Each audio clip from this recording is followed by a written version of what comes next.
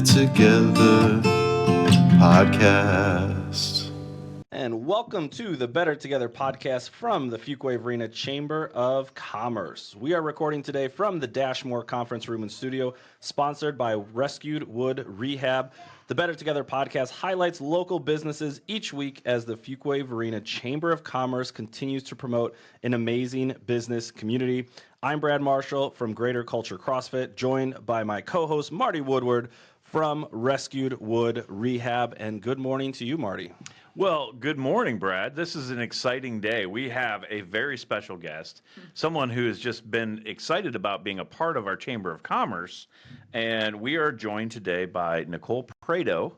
Hello, good morning. I would say it's a beautiful day. A beautiful day to sell real estate. It's a beautiful day. It's a beautiful day to hang out at the Chamber of Commerce. Yes. In fact, our listeners can't really hear this, but there's all kinds of activity and noise going on here at the Chamber of Commerce because business is good. Business is good, and people are happy and getting engaged, and it's really fun. And Nicole, we're very pleased to have you here on the Better Together podcast. And tell us about you're a real estate agent, and you're involved in so many things. Tell us about your business. Sure. So it actually all started a few years ago, about 5 years ago. I was a full-time middle school teacher, and this was before COVID, before everything. And I thought, there has to be more to life than just being in the classroom all day, teaching the same class over and over. So I said, you know what, let me get my real estate license. It's easy. I'll sell to friends and family, just like help out people that I know. And it turned into something much bigger. I ended up making my teaching salary within the first couple months of being an agent, left the classroom, and here I am, full time. You were a middle school teacher. Yeah, sixth grade math. Sixth grade math. Yeah. And that translates directly into real estate, I'm sure. Sometimes it does. Sometimes it does. Middle schoolers, they prepare you for a lot of hard conversations. Oh yeah. So transitioning into real estate. So were there some challenges that you faced when you kind of made that leap? Yeah. Originally, I feared that the biggest challenge was going to be my age. I was only 25 at the time, so I thought, no one's going to take me seriously. Who's going to trust me to sell their house? I have no real estate experience. But actually, what ended up being the hardest part was that I was a full-time teacher and also trying to be a full-time real estate agent. So doing both at the same time, it wasn't working. So once I left the classroom and I just kind of put my pride aside and just let everyone know, hey, I am new at this, but since I'm new, I don't have kids yet, you get all of my time. Like, I am more than dedicated to sell your house. And people loved that. And that's kind of where my business took off, was just really being invested more than what my competition could do. That's fantastic. So are there some unique aspects to your business or your approach into real estate? Yeah, I really have a passion. Obviously, we're here today, but for the community, right? So I always, of course, I help people buy and sell and invest and do all those things, but it's more about how can I help someone get to that next chapter, and how can I do it? How can I get them there on time and make it as easy as possible while still engulfing them in the community and giving them resources and doing all those things. So I feel like my approach is more like, hey, you're my friend. Let's do this as friends together. We're a team. It's not just a business transaction. We're in it for your gain at the end, making sure that you get to the other side of what you want to do. I think it's so fascinating to have such a connection to the community. I think it helps building relationships and getting a good idea of what's going on in the surrounding communities. And I think when people think of real estate agent, they think of, I just reach out to somebody, they're going to sell my house.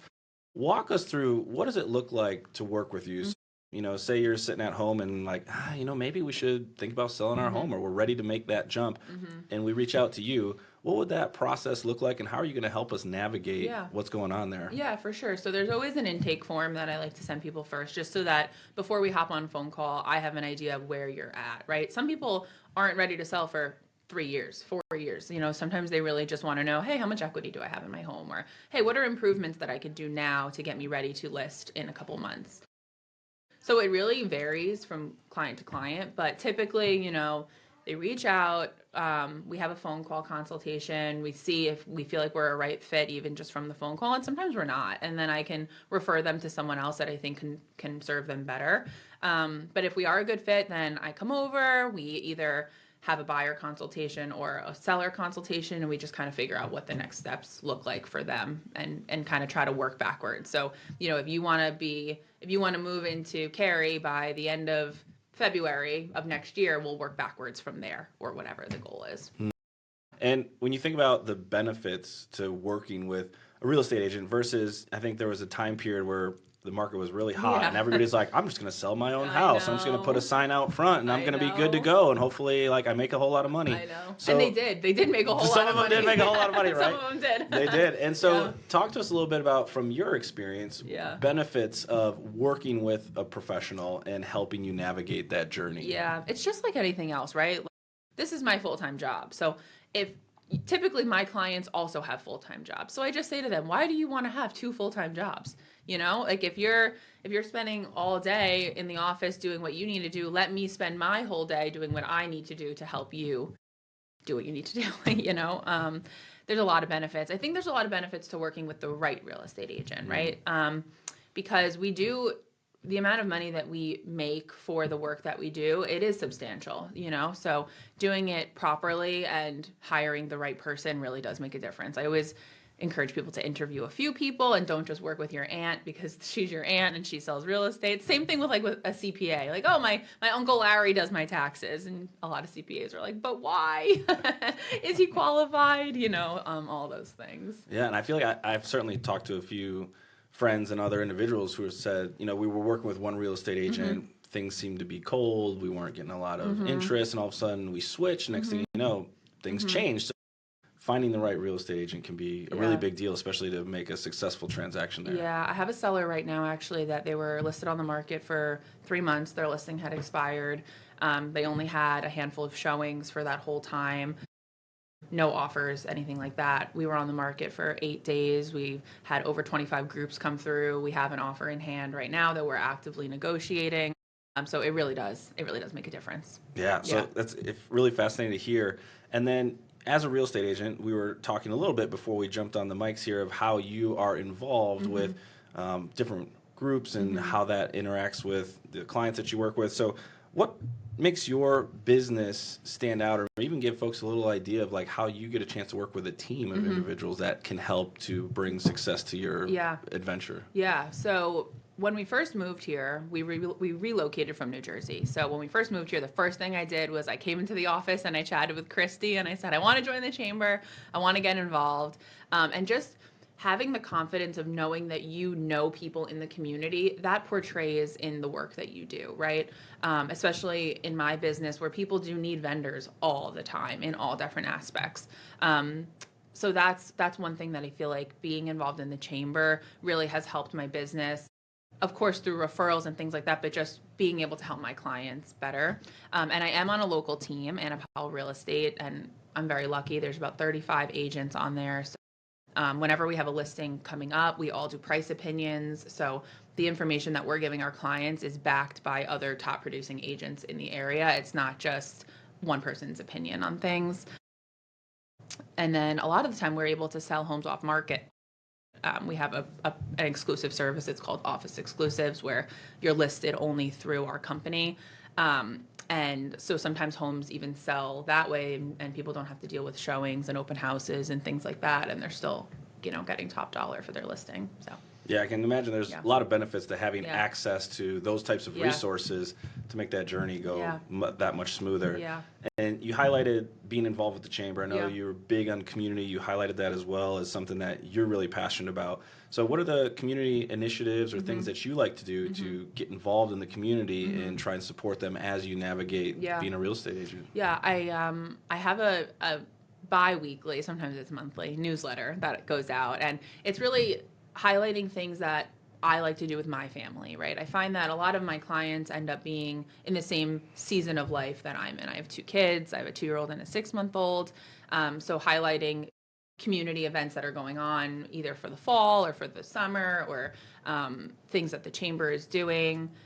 People really like that. And it's more than just real estate, right? Being a real estate agent, it's more than just selling houses. It really is. It's giving people the lifestyle of what it feels like to live in a certain community. So I'm trying to do all the work that I wish that I had when we first moved here, because we moved here from New Jersey and we said, first of all, how do you say Fuquay Arena? And what is it, 2 towns? Is it 1? There were so many questions that we didn't know.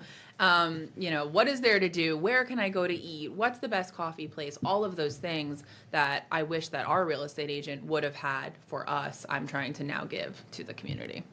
That's great. The awareness of, hey, these are the things I need to know for not only for myself but also for my job. Yeah. Very, very helpful in you Yeah. accomplishing the job. So, in this journey of being a real estate agent, what lessons have you learned?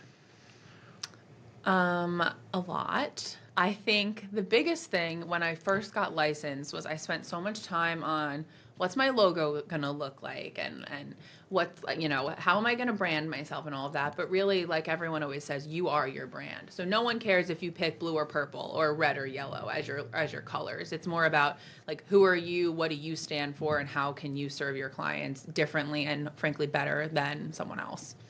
That's great. And so I'm sure you would offer that advice to anyone who's thinking about getting into the real estate business. But is there any other, if there's someone out there who wants to be a real estate agent and is thinking about it and considering it, what piece of advice would you offer?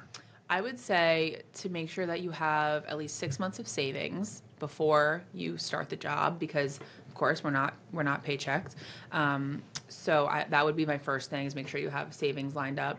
And 2, really focus on who you want to serve, right? You can't serve everyone. You just can't. And I definitely made that mistake in the beginning. I wanted to help luxury and I wanted to help downsizers and first-time home buyers and all of these different buckets. And you just can't. You can't be everything to everyone. It's impossible. So I would say definitely focus on who you want to serve and get really, really good at that aspect, and get with like mortgage lenders and title companies and learn what that back end looks like. Can I tell you a funny story? Absolutely. Okay. This was my first client ever. Stacy, if you're watching this, I don't think you are, but I'm sorry. This was in New Jersey. My first client ever. We were looking at houses. She was a buyer. And she's asking me about the appraisal. I had no idea what an appraisal was. In my head, I remember, I'm going to start sweating just thinking about this. We were standing on the sidewalk and she's like, okay, well, if we offer, I don't remember, $525 and the house only appraises for $500, what does that mean? And in my head, I'm thinking, I don't know. I have no idea what that means.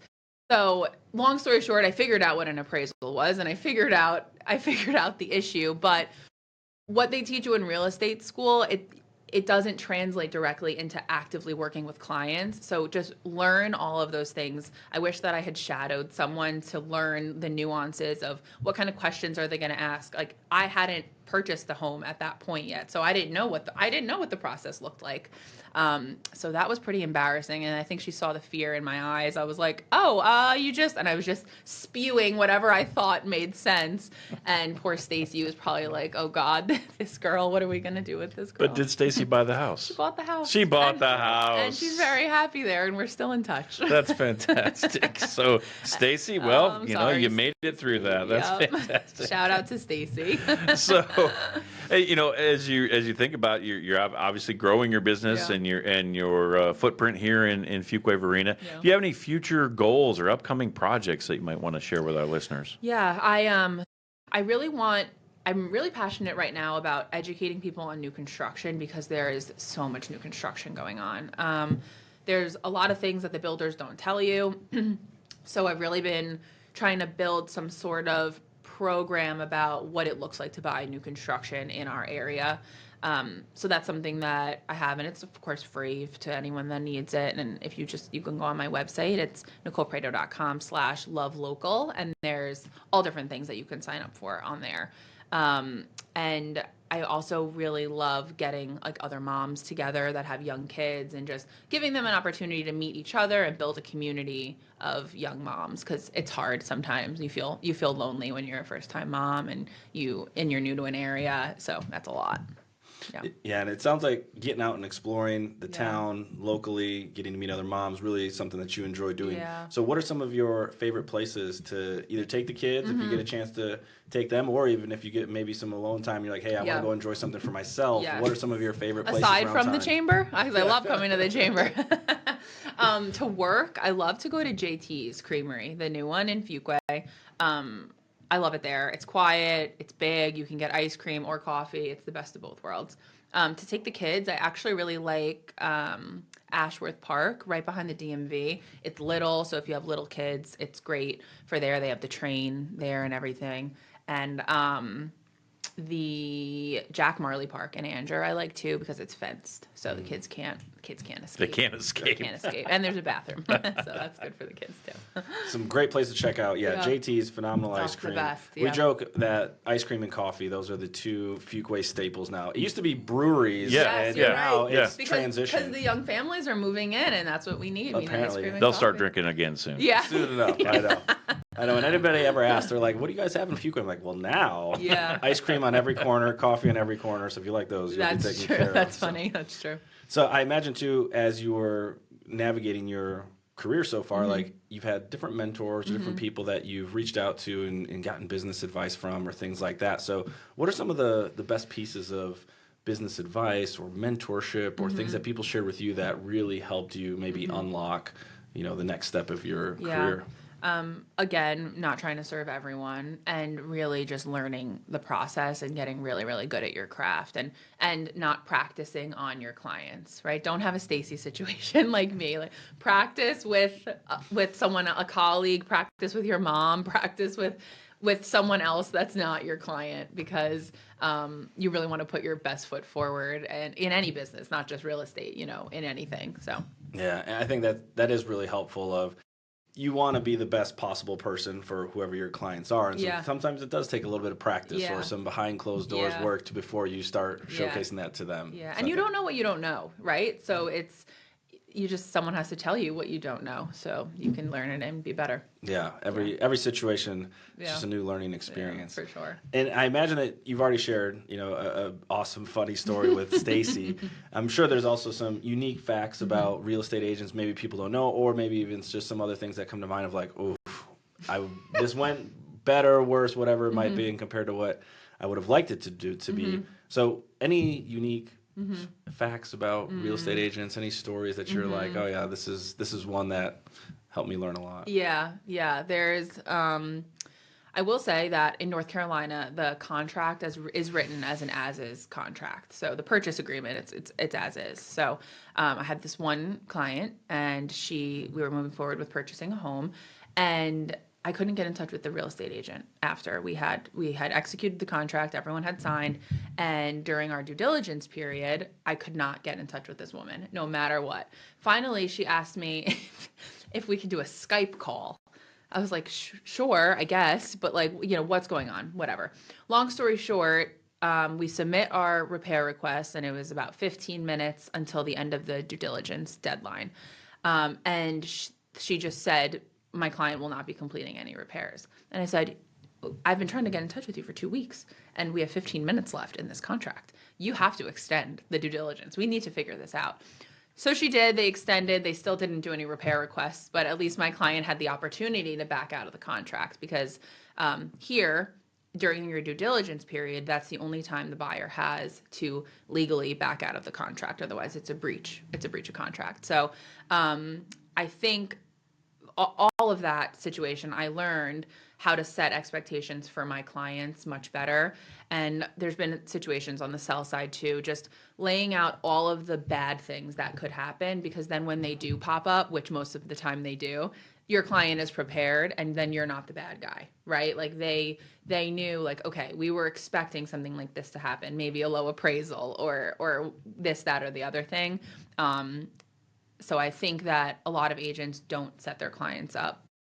They don't know. The client doesn't know, rather, what to expect in the process. And then that can lead to messy negotiations or this, that, and the other thing. So that's something that I think is pretty unique in our business, is that there's different ways that people can get to the same goal.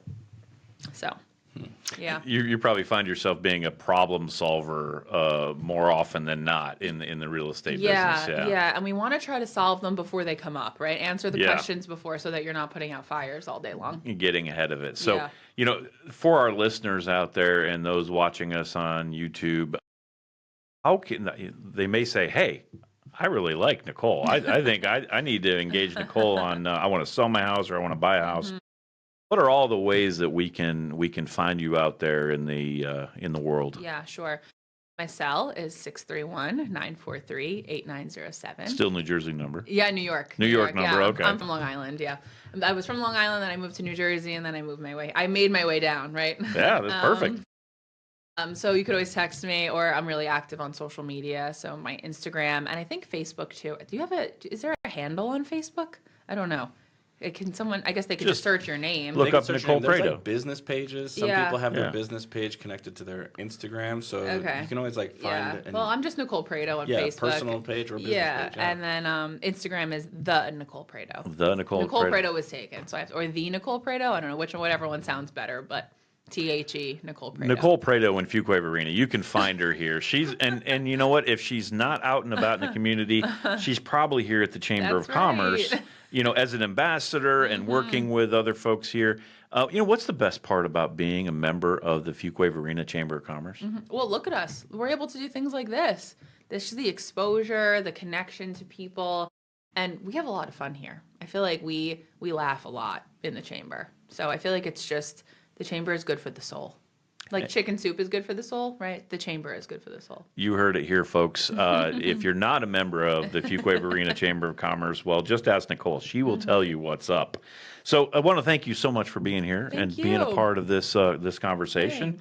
So thank you to Nicole Prato and Nicole Prato Real Estate, and thank you for being a part of the Better guys. Together podcast. Yeah, this is awesome. Thank you so much. Yeah, and thank you to our listeners. Join us each week on the Better Together podcast from the Fuquay Arena Chamber of Commerce as we highlight great local businesses from the Dashmore Conference Room and Studio, sponsored by Rescued Wood Rehab. I am Brad. And I am Marty. And we are Better Together.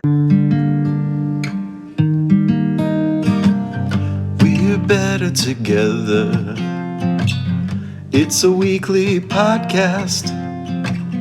We're better together. You should know that there's more in the dash. We're better together. Fuquay Arena, Chamber of Commerce.